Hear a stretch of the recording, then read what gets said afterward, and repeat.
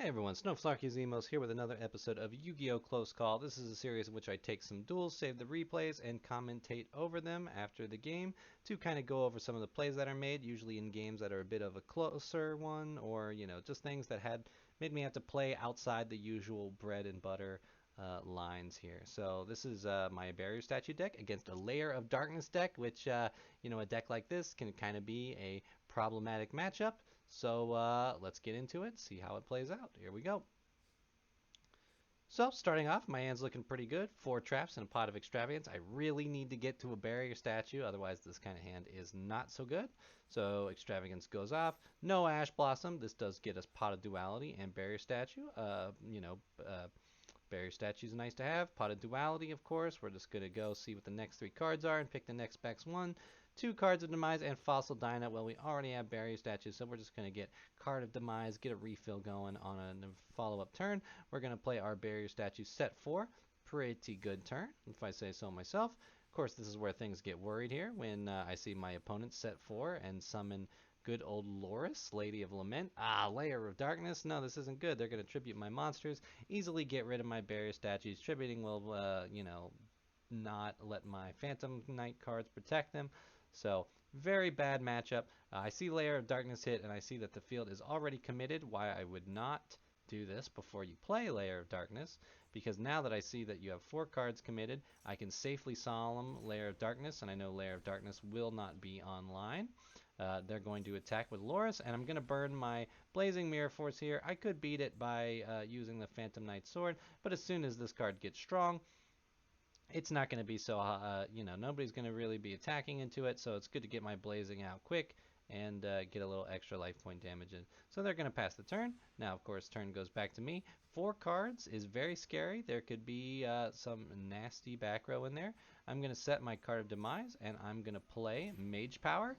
Now, Mage Power is quite a threatening position, which is why I play Card of Demise first, because, I'm looking to get these Solemns out. They do fire off the Solemn because they don't want to see that monster gain 3,000 attack, 2,000 attack, and, that would be very tough for it. I'm going to play Phantom Knight Sword right now, try to bait out another, and, of course, I'm going to go in. Phantom Knight Sword means if they got Mirror Force or something like that, I'm going to be protected. Luckily, they don't have Storming or Deep Prison or anything, so I get a nice little 1,800 damage in.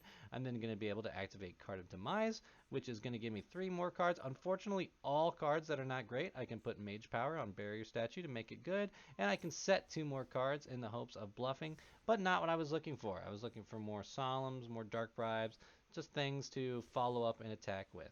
So they're going to set a card.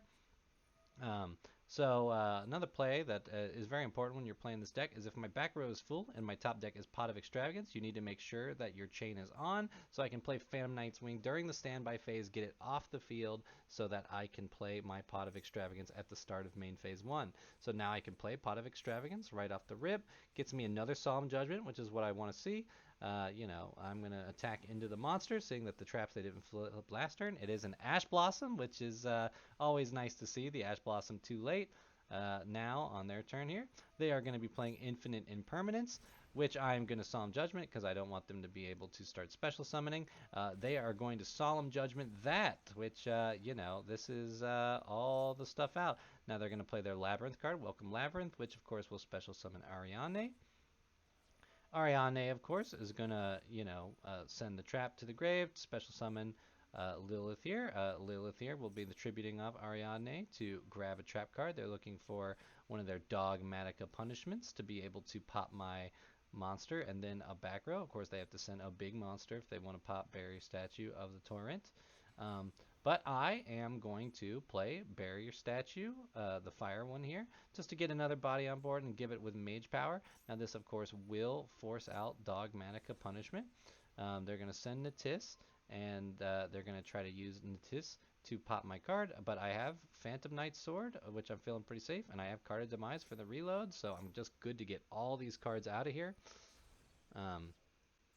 They are then going to make the big mistake where they tap out Lilith for another trap card, which, is usually the instinctual thing to do. But, I'm just going to attack them in the face directly.